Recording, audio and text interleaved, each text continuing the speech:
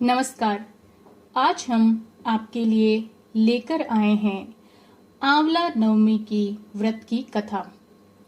आंवला नवमी कब है, जिसे अक्षय नवमी भी कहते हैं, इसकी पूजा की क्या विधि होती है और इसकी पूजा का क्या महत्व है, उसके बारे में हम इस वीडियो में जानेंगे। हिंदू पंचांग के अनुसार अक्षय नवमी का आरंभ जो है वो 9 नवंबर की रात 10:45 पर शुरू हो जाएगा और अगले दिन 10 नवंबर को रात 9:01 पर इसका समापन होगा। इसीलिए उदया तिथि के हिसाब से अक्षय नवमी जो है वो 10 नवंबर की रात को मनाई जाएगी। अक्षय नवमी का व्रत करने वाले लोग भगवान विष्णु की पूजा करते हैं। धार्मिक मान्यताओं में यह बताया गया है कि आंवले के वृक्ष में भगवान विष्णु का वास होता है।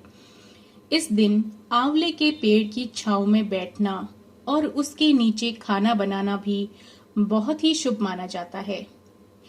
इस भोजन का भोग सबसे पहले जो है वो भगवान विष्णु को लगाना चाहिए और फिर पूरे परिवार को खिलाने से आपको जो है वो श्री हरि का आशीर्वाद प्राप्त होता है।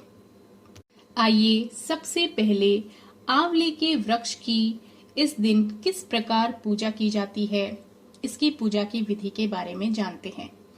सूर्योदय से पहले उठकर साफ कपड़े पहने और पूजन की सामग्री के साथ आंवला के पेड़ के पास आसन लगाएं।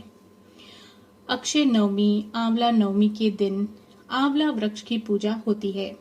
वृक्ष को हल्दी, कुमकुम और पूजन सामग्री जो है उससे उसकी पूजा करें। पेड़ की जड़ के पास सफाई करें और जल तथा कच्चे दूध जो को है वो आंवले के वृक्ष को अर्पित करें। तने पर कच्चा सूत या फिर मौली को लपेटें। यह करते हुए वृक्ष की 8 बार परिक्रमा करें।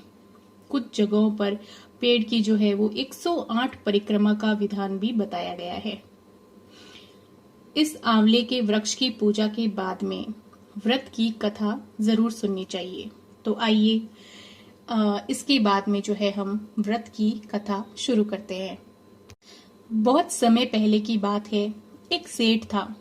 वह हर साल आंवला नवमी के दिन ब्राह्मणों को आंवले के पेड़ के नीचे बैठाकर भोजन कराता था।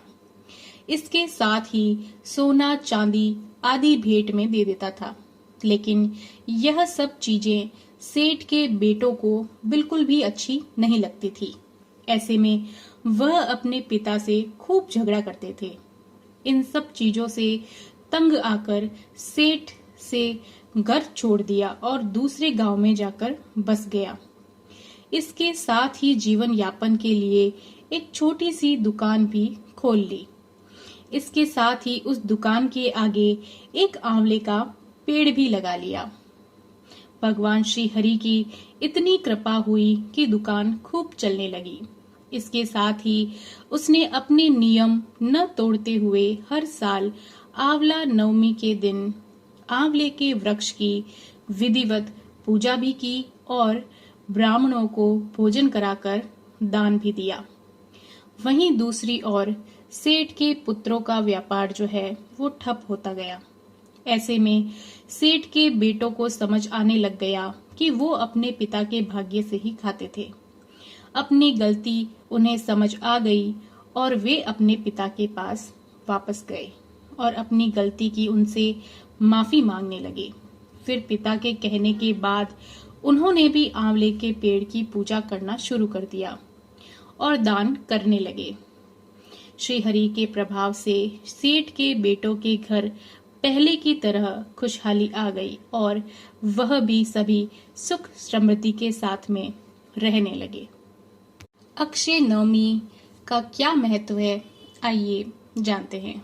अक्षय नवमी को लेकर ऐसी मान्यता है कि इस आंवला नवमी के दिन किए जाने वाले पुण्य कार्य का अक्षय फल सभी को प्राप्त होता है और आपको माँ लक्ष्मी की भी कृपा होती है।